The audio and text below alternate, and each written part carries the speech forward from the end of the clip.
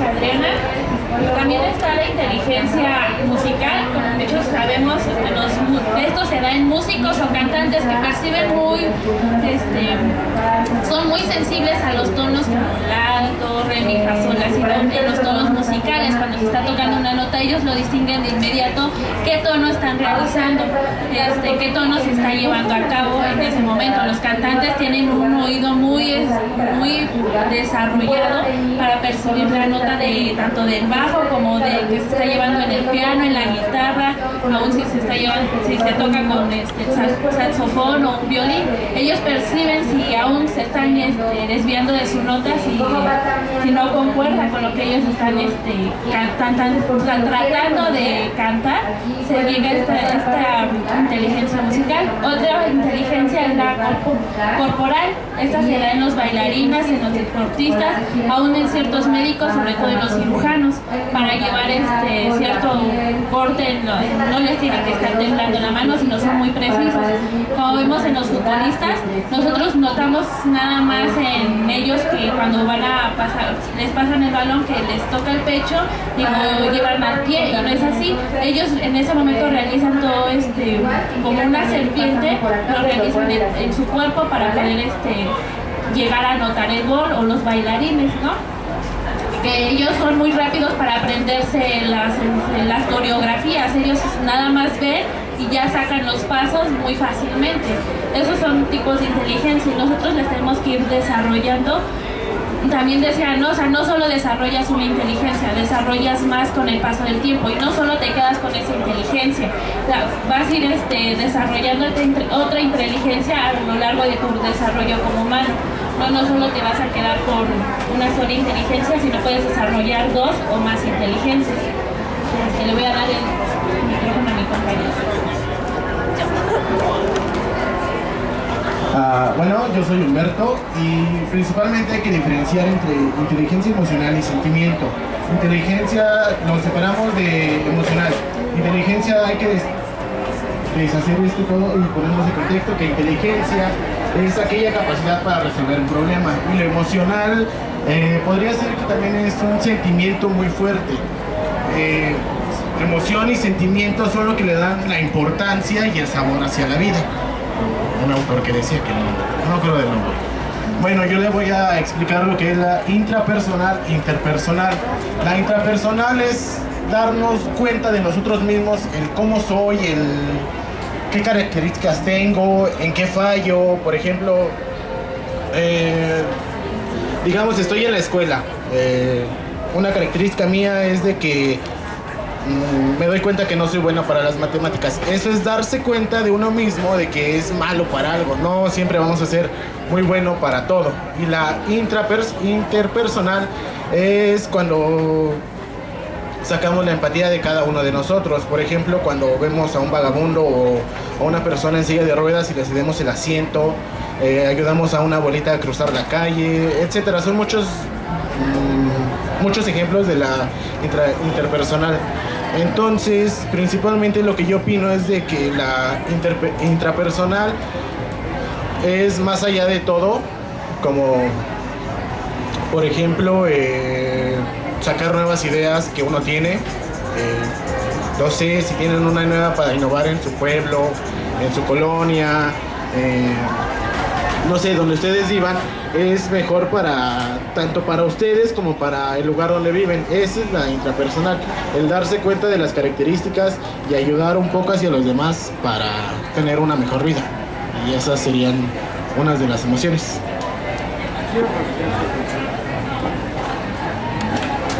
Tenemos poquito público. Bueno, quisiera redondear un poco el tema que estamos abordando. Tradicionalmente la inteligencia se había reducido al concepto de lo racional, de estructurar las experiencias a partir de un orden establecido tanto en una vía natural, es decir, biológica, como una construcción sociocultural. La escuela estaba montada históricamente en esta condición.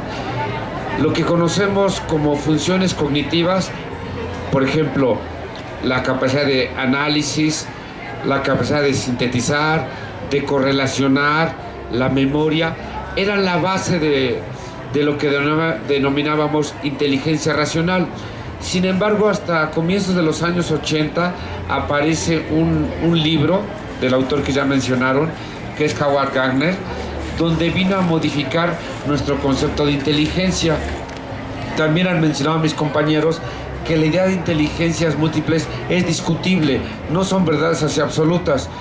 Sin embargo, lo que podemos rescatar de todo ello es la posibilidad de que los seres humanos sean considerados sobresalientes, hábiles, más allá de esta capacidad de retener datos, de procesar de una manera más rápida, de una manera más amplia las experiencias, ¿no? Un poco considerando lo que mencionaron las ponentes anteriores, particularmente la última sobre autismo, de pronto pareciera que alguien tendría broncas o dificultades por no asimilar, por no entender distintas experiencias que para los demás serían fáciles.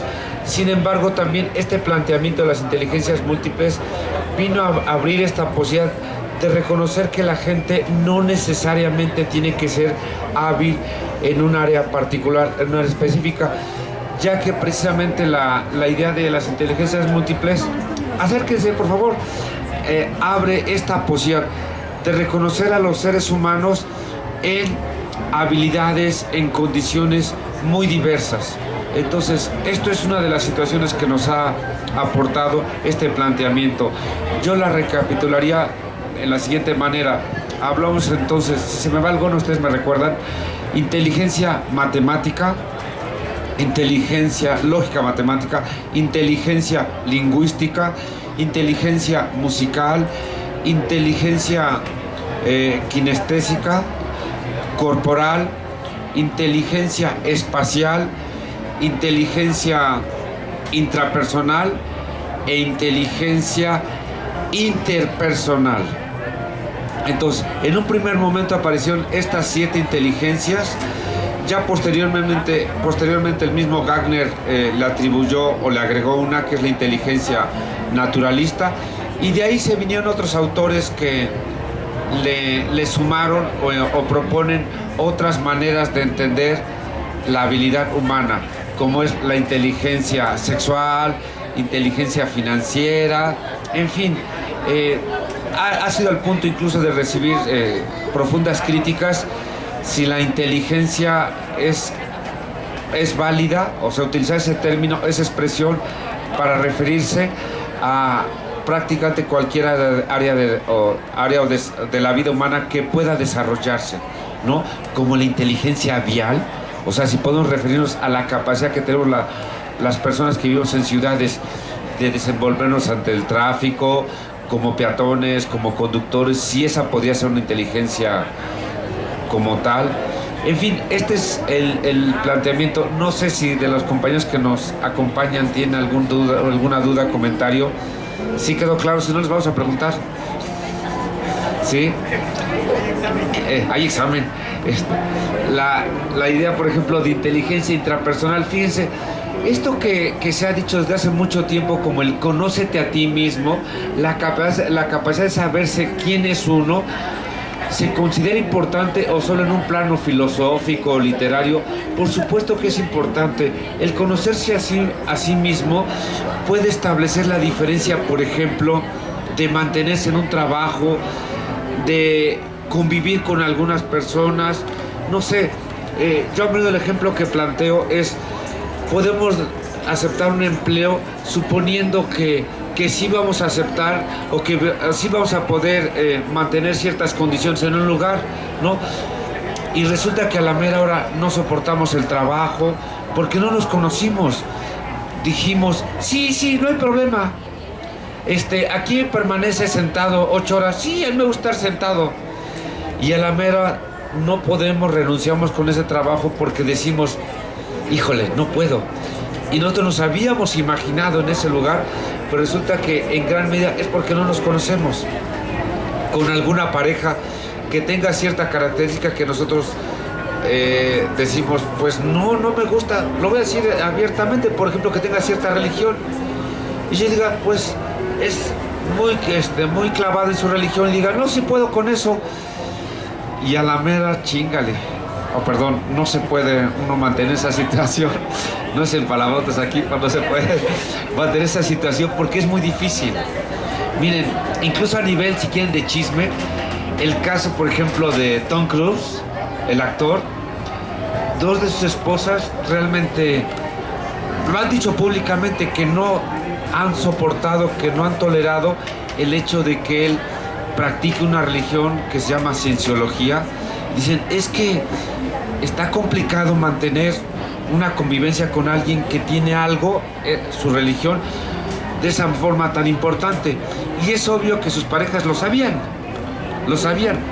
pero ellas no se imaginaron con una realidad, y especialmente ellas, coexistiendo con un rasgo de ese tipo.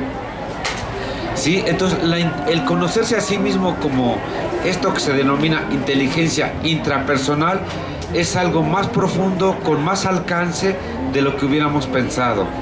Un trabajo, un barrio. Con frecuencia la gente trabaja en el nivel de estudiantil por obtener una beca en el extranjero. Y resulta que después de estar en ese país no soporta porque no se conoce a sí mismo, exponiéndose a condiciones tan diferentes como es, por ejemplo, la ausencia de la familia. Entonces, claro, el conocerse a sí mismo como parte de una adaptación, de un desafío para estar en nuevos lugares, en nuevas condiciones, es y puede ser determinante. ¿Sí me explico? La inteligencia interpersonal también es muy importante. Es la capacidad que tienen las personas, o sea, todo el mundo tenemos esas inteligencias. Lo que ocurre es que las tenemos en distintos grados. Por ejemplo, la inteligencia interpersonal, ya es del sujeto hacia afuera, es la capacidad de desenvolverse en ambientes diferentes también, pero a partir de poder descifrarlas. Algunos también le llaman inteligencia social, o el término que conocemos ya más viejo, que es la empatía. El poder descifrar, entender cómo es el otro, y a partir de ello tener las habilidades necesarias para desenvolverse ahí, ¿no? Un poco en el dicho muy viejo que es: a la tierra que fueres, haz lo que vieres. O sea, la capacidad de adaptarse, de desenvolverse en ambientes muy diferentes. Va muy vinculada con la inteligencia anterior. Entonces, claro, eso puede hacer muchas diferencias de la gente que obtiene cosas, que logra desarrollarse, establecerse en una línea muy particular de desenvolvimiento, porque es capaz de entender, de percibir las condiciones que se requieren para adaptarse ahí, ¿no? Imaginemos nosotros, por ejemplo, que estuviéramos en países del Medio Oriente, Arabia, Irak. Ahí son otras rutinas, son otras expresiones. Para nosotros en Occidente esas sociedades aparecen como puritanas, como muy moralistas, y tienes que sobrevivir ahí. ¿Me explico? Uno de los aspectos no solo es la comida, los hábitos, sino también aspectos de valor, donde nosotros, pues a lo mejor, por ejemplo, el cuerpo lo tenemos más expuesto que ellos, ¿no? No solo las mujeres, también los hombres. Si tenemos calor, pues usamos ropa de manga corta, pero quizá sus ambientes de allá no les permite, ¿no? Las formas de saludarse, las formas de convivir muy simples. Nosotros, por ejemplo, por este lado del mundo, somos muy cuidadosos. Decimos por favor, disculpe. En otros lados, ¿no? En España pareciera para nosotros muy rudo, ¿no? ¿Por qué me pides disculpas, no? Disculpa, ¿me podrías decir la hora? Y la otra persona te dice, el español, el madrileño, ¿por qué me pides disculpas? No me has afectado. Y ya eso a nosotros nos puede incomodar, ¿no? En distintos lados. Bueno, de esto tratan fundamentalmente las inteligencias múltiples, más allá de la racionalidad, ¿sí? Bueno, pues hasta este momento sería nuestra participación. Tenemos la fortuna de contar ya con la llegada del maestro Juan Carlos Espinosa, y cedo el micrófono a la conductora.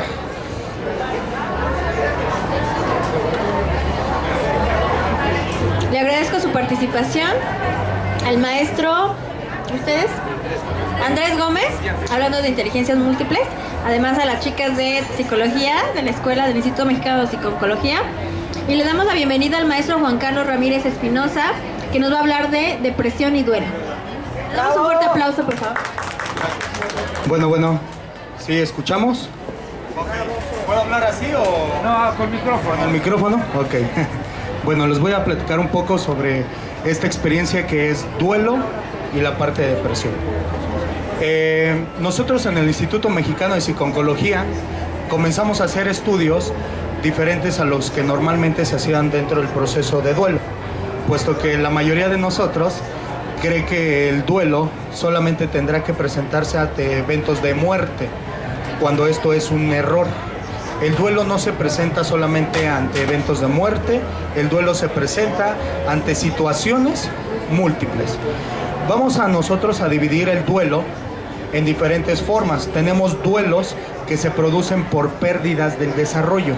¿Qué es una pérdida? ¿Qué le suena pérdida? ¿A qué te suena?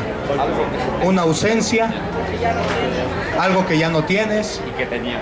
Que tenías, exactamente, algo que... Diferente de carencia. Sí, en efecto, porque posiblemente la carencia, o más bien no lo tienes, ¿no?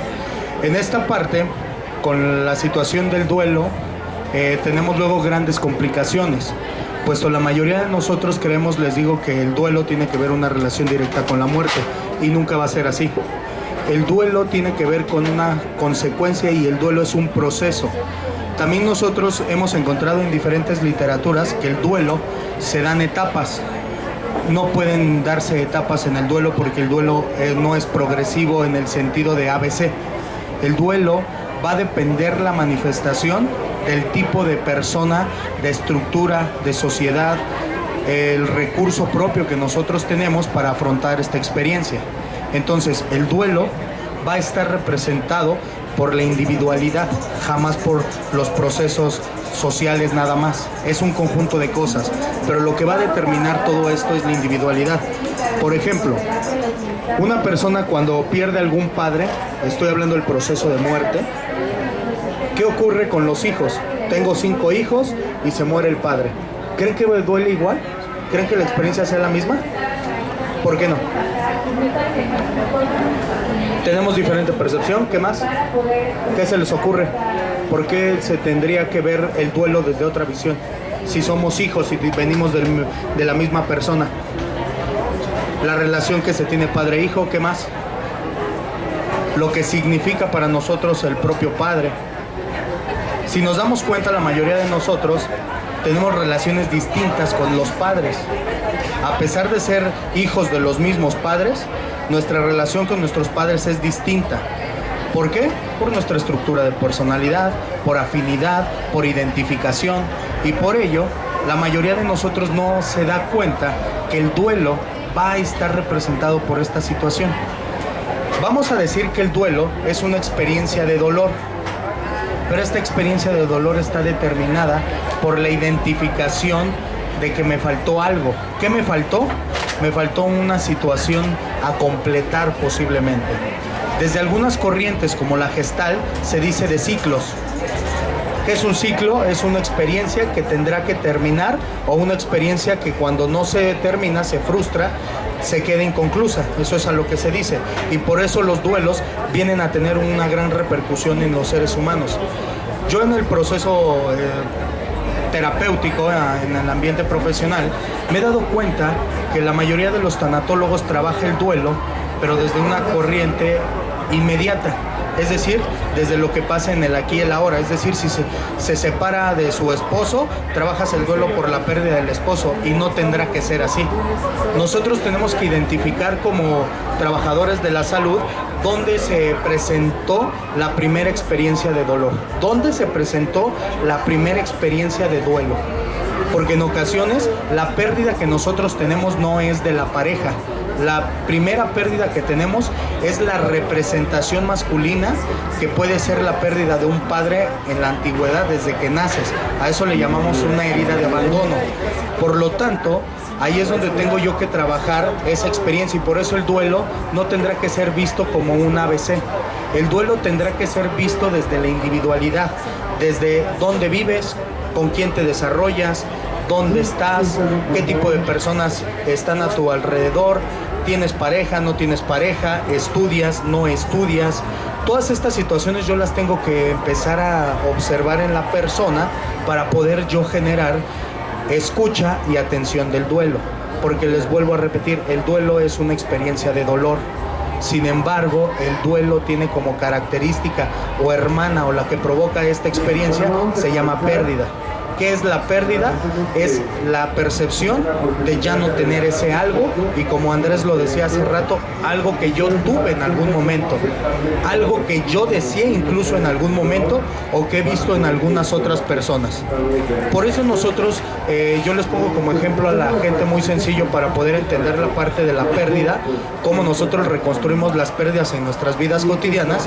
Cuando nosotros tenemos pérdidas con los padres, nosotros en las parejas las representamos, buscamos reemplazar, sustituir o incluso reconstruir esa experiencia que nunca tuve. Entonces, por eso el duelo tendrá que ser visto no desde una vertiente solamente médica. Por eso el duelo hoy en día en el Instituto Mexicano de Psico-Oncología vemos el duelo desde la parte espiritual, el duelo desde la parte social, el duelo desde la parte educativa y desde la parte médica, e incluimos la parte psicotanatológica. ¿A qué me refiero con psicotanatológica? La intervención psicoterapéutica del duelo a través de un proceso terapéutico formal, no solamente de lo que llamamos acompañamiento. ¿Y qué creen? Es muy común que la gente, cuando no conoce, hoy en día la palabra duelo o pérdida está de moda, porque te dicen, no, es que ve con un tanatólogo porque estás en duelo. Sin embargo, en ocasiones no identificamos por qué tiene que ir la persona al tanatólogo. Porque creemos que ir al tanatólogo va a resolver la experiencia, cuando lo que resuelve la experiencia es entrar en un proceso en el cual el otro va a identificar qué está pasando y cómo la experiencia actual está impactando en todo su círculo.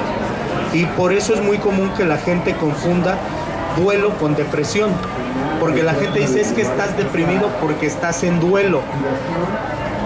Es importante aclarar que el duelo y la depresión solamente tienen una relación en el síntoma, pero jamás en la parte evolutiva o en la parte física, en donde la persona va a empezar a representar sintomatologías que en ocasiones no parecieran pertenecientes a la depresión. Por eso les digo que la manifestación del duelo es variada.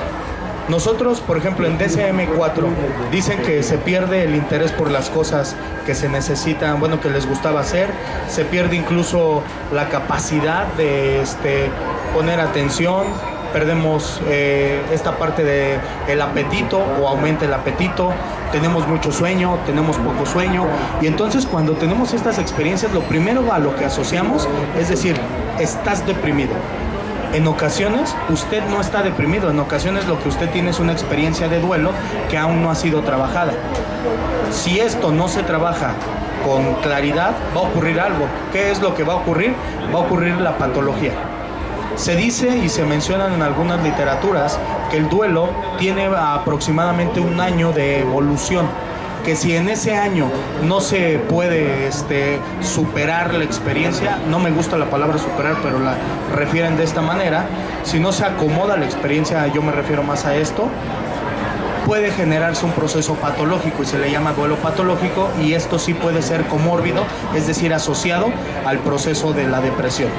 Pero sin embargo, en ocasiones muchos de nosotros no nos damos cuenta que los estados de sentimientos que tenemos, la tristeza profunda, la parte melancólica, están producidos por una experiencia de duelo.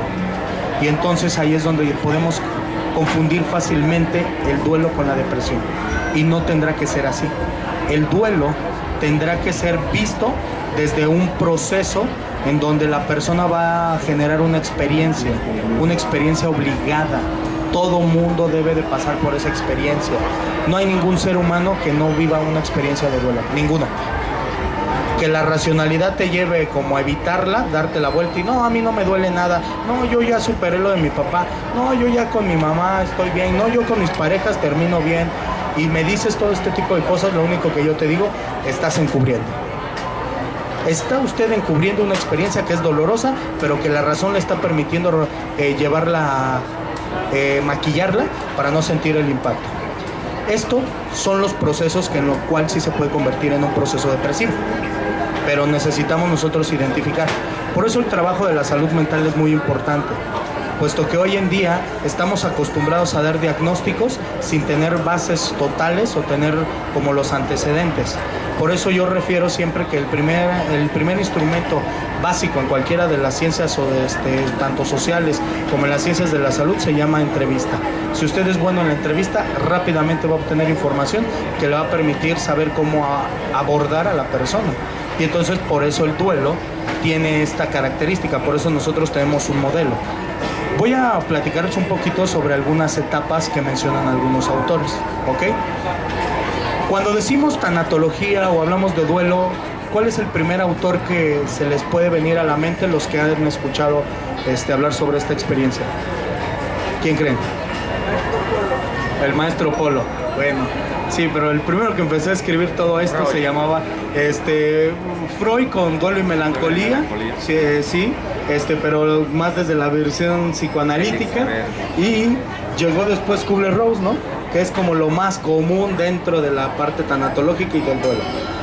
Y entonces nosotros hemos dicho que Kübler-Ross tiene unas etapas que, vuelvo a repetir, no pueden ser vistas como etapas porque no son consecutivas, no son como ABC, porque el duelo es una experiencia personal. Y entonces nos dice que cuando nosotros tenemos la primera pérdida, ¿qué creen que pase? Cuando nosotros nos enfrentamos a la primera experiencia de pérdida, ¿qué creen que pase? En este momento llega a tu casa alguien y te dice, ¿sabes qué? Ya no quiero estar contigo, ya no me interesa tener una relación contigo y gracias por participar, cuídate. ¿Qué creen que pasa ahí? Te sientes triste primero, pero antes de eso hay una experiencia que se llama impacto, ¿no?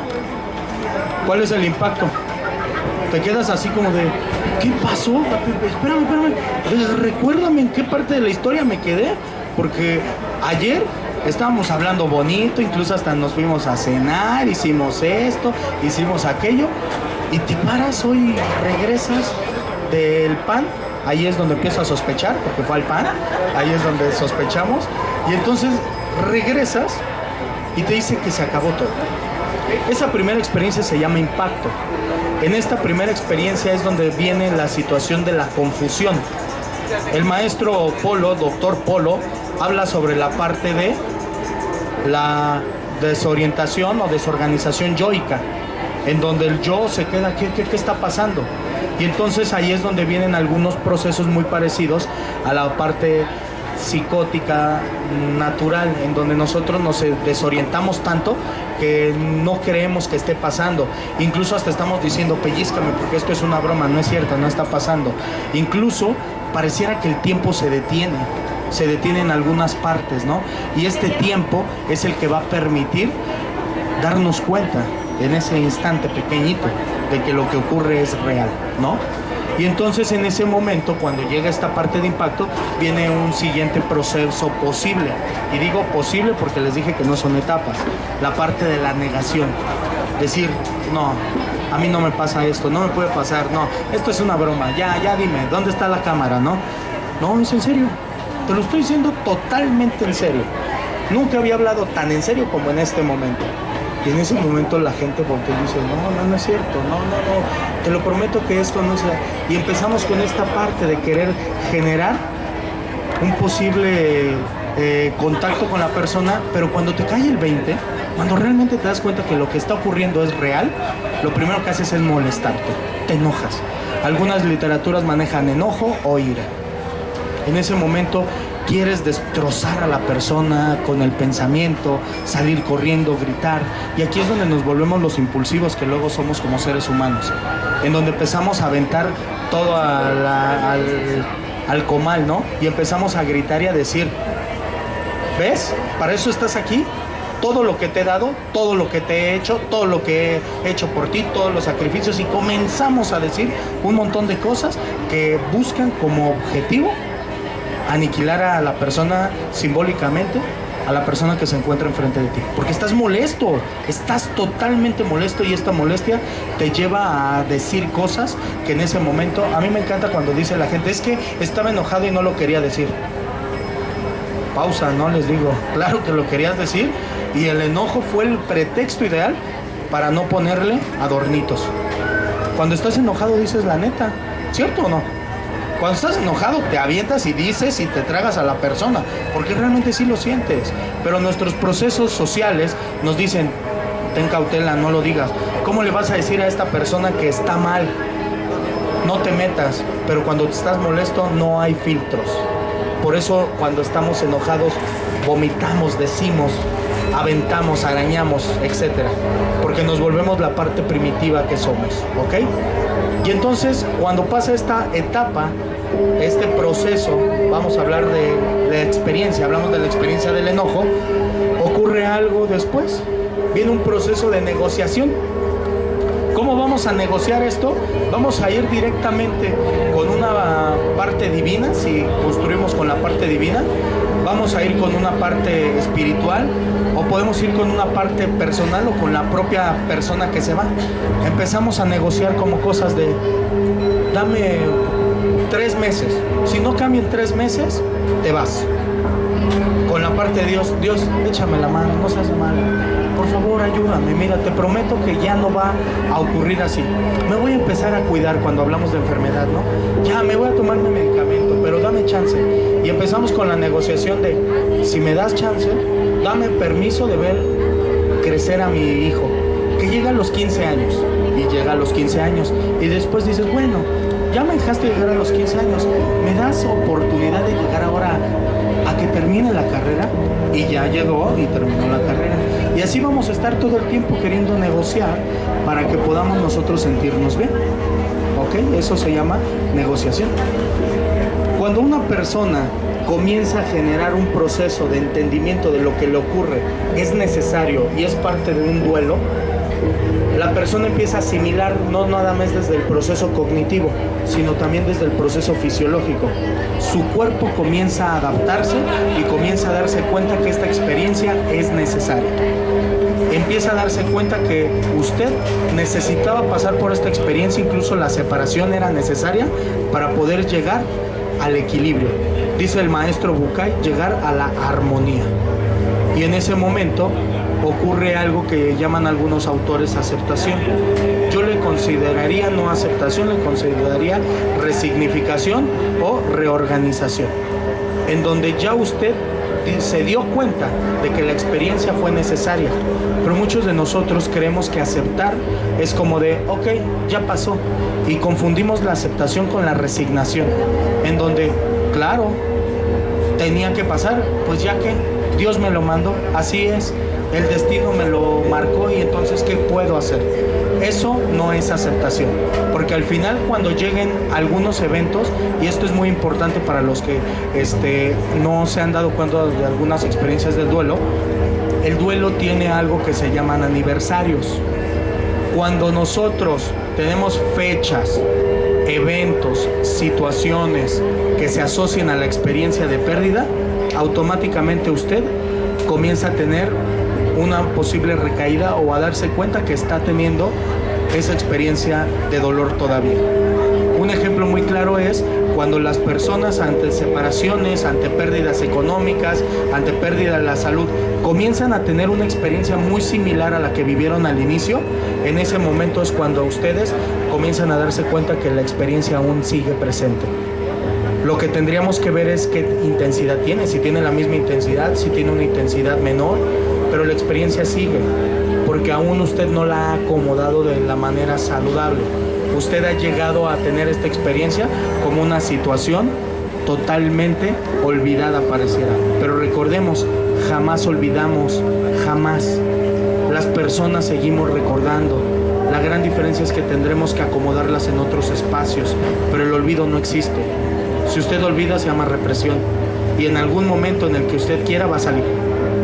¿Y qué crees? Falta un pretexto para que salga. Hay muchos procesos en el duelo que se llaman pérdidas del desarrollo, que producen duelos. Las pérdidas del desarrollo son a lo largo de nuestra vida.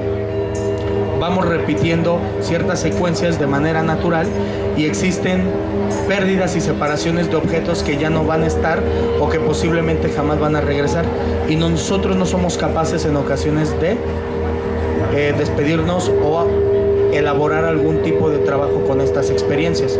La mayoría de nosotros termina olvidándolas. Por ejemplo, algo sencillito con la parte del duelo. ¿Qué ocurre cuando ustedes descubren que los Reyes Magos, no hay niños, ¿verdad? Porque no vaya a regarla ahorita.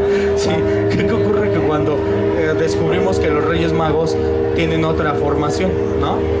Que no son esa parte que vivimos. No, lo único que hacemos es decir, bueno, ya me tenía que enterar, pero ninguno de nosotros hace un proceso de entender que esta experiencia sí dolió. Porque el proceso de la fantasía, de creer que algo que no fuera terrenal te trae algo, genera mucha fantasía y genera mucho gusto para el niño. El de los dientes, que abajito te encontraras dinero, dulces, curioso, ¿no? Dulces y para que te tires más los dientes, ¿no? Entonces, eso, cuando nos dicen a nosotros, ya estás grande, ya debes de saberlo, nadie te prepara para esto. ¿Quién nos prepara para la parte de la corporalidad cuando nosotros crecemos? ¿Quién nos prepara? Por ejemplo, en las mujeres cuando inicia la menarquia, la primera menstruación. En los hombres cuando empieza el crecimiento del vello púbico o el ensanchamiento de las caderas de las damitas. Nadie nos prepara, solamente nos dicen estás creciendo. Nadie nos dice que nos tenemos que despedir del cuerpo que ya no va a existir, porque estamos teniendo un cambio. ¿Quién nos prepara cuando nos casamos? A despedirnos de la etapa de soltería. ¿Quién nos prepara para decir cuando haces la transición de la primaria a la secundaria, cuando pasas de primero a segundo? Lo único que haces es ya estás creciendo y pareciera que todas estas procesos y pérdidas fueran naturales y lo son. Sin embargo, deben de tener atención. Nosotros mencionamos siempre que el duelo está producido no por una experiencia única. El duelo está producido por un cúmulo de experiencias. Cuando ustedes se comienzan a revisar, yo les digo que el duelo es como un costalito, pero dentro de ese costalito hay muchas canicas. Si usted abre el costal se va a dar cuenta que hay un montón de cosas, se llaman pérdidas. Y esas pérdidas son las que están produciendo o están haciendo una totalidad que le llamamos duelo. Por eso nosotros estamos entendiendo que el duelo es una experiencia que tiene un corte natural, claro, pero esa experiencia de corte natural debe de tener también un acompañamiento o un entendimiento de lo que ocurre. Y lo más importante, ¿para qué ocurre? Nosotros no nos damos cuenta para qué ocurre. Por eso es muy fácil que entendamos que la depresión y el duelo parecían hermanitas, cuando no lo son. La depresión es una condición médica, incluso puede considerarse dentro de los manuales como un trastorno. Dentro del duelo no ocurre tanto así, es un proceso nada más, pero no es enfermedad, eso que quede claro. Dentro del duelo existen síntomas depresivos, le vamos a llamar tristeza, procesos melancólicos posiblemente, pero no es enfermedad, es parte del proceso. Puede que exista un duelo en el que no sientas el proceso, o sea, que estés pasando por un duelo, pero no te des cuenta, que tú realmente no sepas. Mi pregunta es, ¿cómo sabes que eso que te está pasando es duelo? Sí, sería como interesante preguntar por qué crees que eso que no identificas es duelo.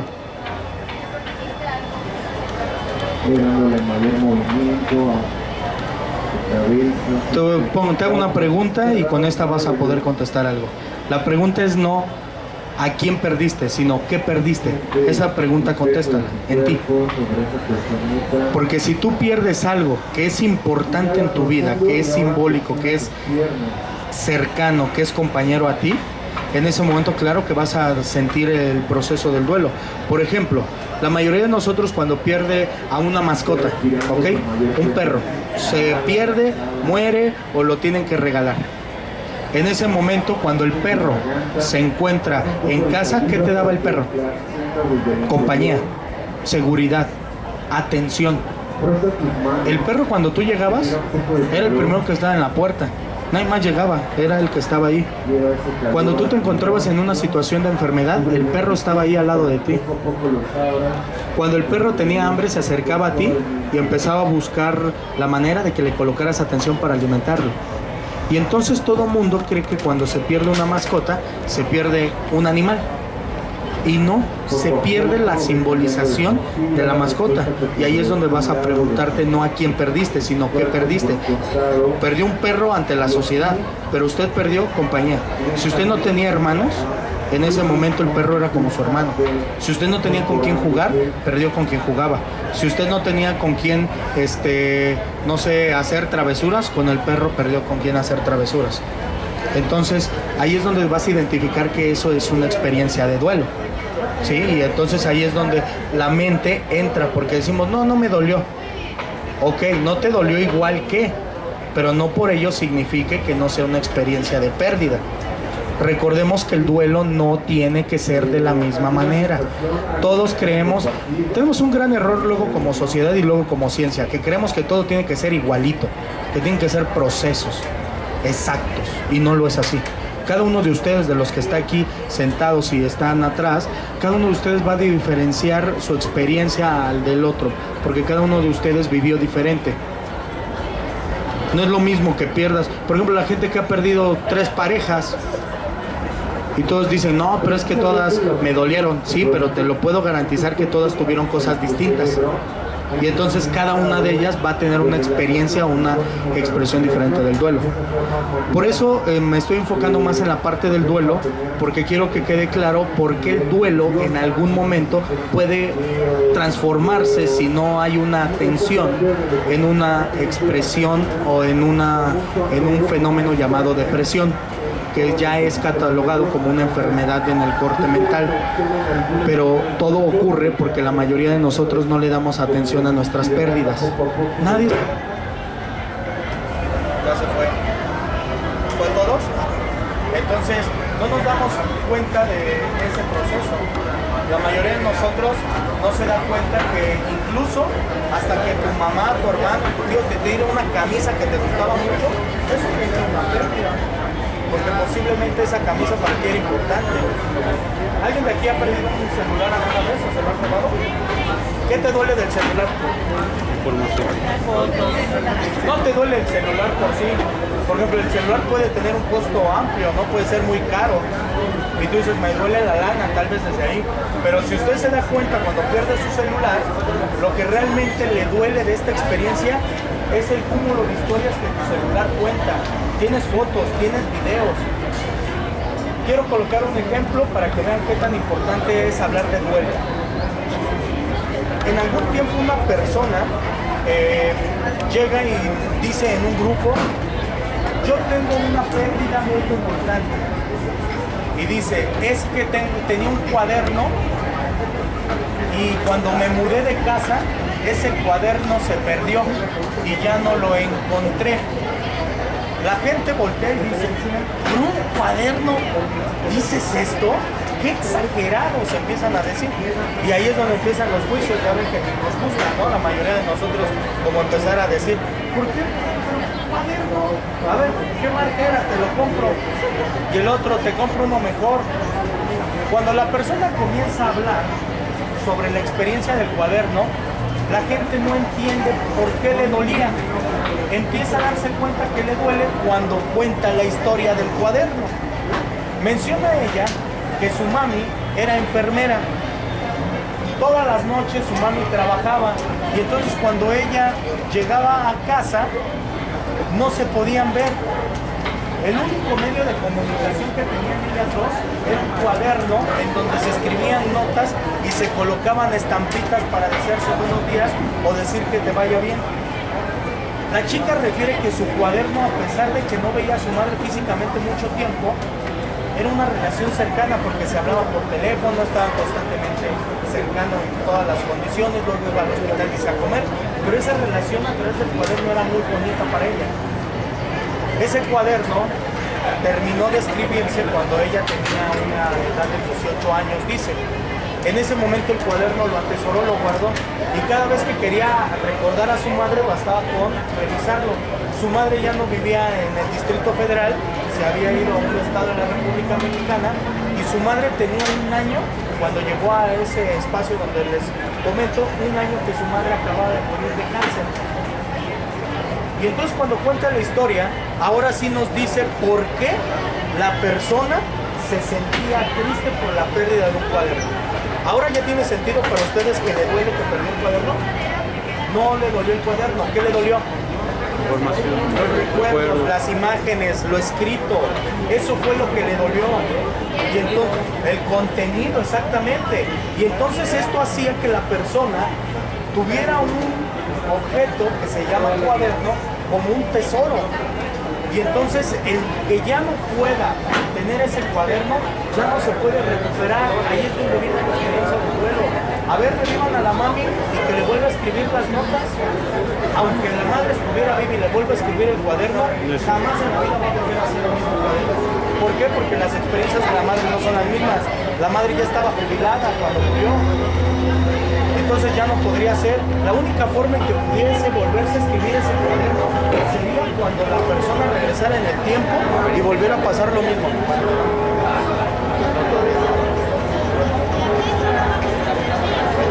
Y entonces sería la única forma de regresar. ¿Se puede eso? No. Por eso nosotros, y para nosotros es de suma importancia esto que les menciono. La mayoría de nosotros no se da cuenta que estas pequeñas experiencias llevan a que acumulemos nosotros pérdidas. Y creemos que eso que nos pasa en la vida es natural. Es natural, pero también tiene un sentido. Y ese sentido lo tienes que encontrar. Por eso el trabajo del duelo es muy importante en la parte psicotanatológica. Porque nosotros podemos entender por qué la experiencia de duelo está ocurriendo. ¿Para qué ocurre? ¿De qué te sirve saber que te duele? Muchos de nosotros lo que hacemos es reemplazar. Y te hablé de un cuaderno ahorita. Te puedo hablar de las parejas. ¿Por qué la mayoría de nosotros termina una relación e inicia otra? ¿No? ¿Por qué luego hay veces que se parecen? No sé. ¿Por qué cuando nos decepcionamos del amor andamos cantando a Juan Gabriel, yo no nací para amar? ¿No? Y entonces no nos damos cuenta que esto que está pasando es un proceso de pérdida. Y ese proceso de pérdida no está siendo acomodado, resignificado. Y por lo tanto, al no ser acomodado y resignificado, no está tomando sentido. Algo que nosotros hemos encontrado dentro de la parte del estudio y dentro de lo que se ha trabajado en el instituto, ha sido que también la mayoría de las pérdidas que se tienen un fin. Nosotros tenemos que buscarle ese sentido. Hay un autor que se llama Víctor Frank que habla sobre eso, que te dice que hay que buscarle sentido a la vida. Y entonces por eso hablamos de que el duelo es una experiencia. No tendremos que ver el duelo como algo definitivo en donde, ok, ya me pasó el duelo y entonces pasan 5 días y se acabó. No, el duelo es una experiencia que te está permitiendo a ti entender cosas de ti mismo, de tu propia experiencia. Y entonces, ¿qué creen? Pues yo soy psicólogo de formación inicial, de corte clínico. Y entonces cuando empezaba a trabajar yo en la escuela, cuando empezaba a trabajar en el consultorio privado, en el hospital general, la gente llegaba con estas situaciones depresivas y lo primerito que hacíamos era poner F32.1, que es la clave de depresión en el hospital, porque tenía que ser estadístico. Y entonces cuando comenzaba a hablar la persona, decíamos, ay, mira, sí está deprimido. No, sí, ha de tener depresión. Y entonces lo primerito que hacíamos era mandarlo a psiquiatría para que le pusiera el chocho. Y entonces nos dimos cuenta que sí funciona, el medicamento es muy importante, pero tiene que haber un diagnóstico previo. Y si la persona se encuentra en proceso de duelo, el diagnóstico de depresión no es válido, porque tiene que quitarse esta experiencia. Entonces, insisto, van asociados, van de la mano, pero tengo que aprender a distinguir entre estas dos estructuras, entre lo que es duelo y lo que es depresión. Eso es muy importante. Entonces, sí es muy importante que ustedes también pregunten por qué nuestras experiencias de duelo comúnmente no las tomamos en cuenta, porque creemos que son chiquitas. Las únicas experiencias de duelo que manejamos todos nosotros son las de las muertes. Cuando les digo que duelo o la parte tanatológica no tiene que ver solo con muerte. Pérdidas de pareja, divorcios, pérdidas de objetos, accidentes, pérdida de la salud. ¿Qué más se les ocurre? ¿Qué más pérdidas? ¿Perdón? La pérdida de hijos cuando se casan, sí, o cuando, sí, lo que sea, en cualquier de las modalidades, como accidente, pérdidas. ¿Qué más se les ocurre? ¿Qué otro? Cambiar de lugar, por ejemplo, de residencia, incluso cambiar hasta de estado civil. cambiar de estatus económico. ¿Qué más? ¿Perdón? Perder alguna parte del cuerpo que tiene que ver con algún accidente o algo. ¿Qué más? Los dientes, perder dientes. ¿No? También duele. Porque antes pues podías sonreír bonito, ¿no? Y ahora ya si te falta uno, ya sonríes así. Entonces eso genera la pérdida de estatus del rol. Por ejemplo, cuando hay pérdidas, cuando se va alguno de los integrantes de la familia, automáticamente tiene que haber una reorganización. Automáticamente, ¿eh? No puede seguir igual. Porque imagínense, si se va el papá, que era el que producía la parte económica, el que daba la lana, el que hacía, el que guiaba, ¿qué va a pasar con la familia si ya no está ese proveedor? Se va a desintegrar. Y entonces rápidamente la familia tiene que buscar una manera de ajustar. ¿Y cómo va a ajustar? En ese momento dices, tú eres el más grande, te toca darle. ¿No? ¿Cuántas historias vemos en nuestra historia mexicana? Las personas que los papás cuando morían les decían, ahí te encargo a tus hermanas, a tus hermanos. Cuando alguno de los padres tenía que irse a trabajar, ¿cuántas de las hermanas adultas tenían que terminar cuidando a los hermanitos? ¿Cuántos? Muchos. Y eso es una pérdida y no nos damos cuenta. ¿Qué pasa cuando tú terminas cuidando a hijos que no son tuyos y te das cuenta que tú no vas a tener la posibilidad de tener hijos? Esa es una pérdida. Y por eso te vuelves el tío o la tía consentida. ¿Y qué crees? ¿Qué hacemos con eso? Nos damos la vuelta y creemos que no existe. Creemos que no pasa nada. Por eso nosotros invitamos en todo este proceso a que se den cuenta que las pérdidas en la vida son las que en ocasiones nos ponen son las que en ocasiones nos ponen el pie o nos ponen piedritas en el camino. ¿Para qué? Para que al final esas piedritas en el camino son las que provocan que nosotros caigamos constantemente.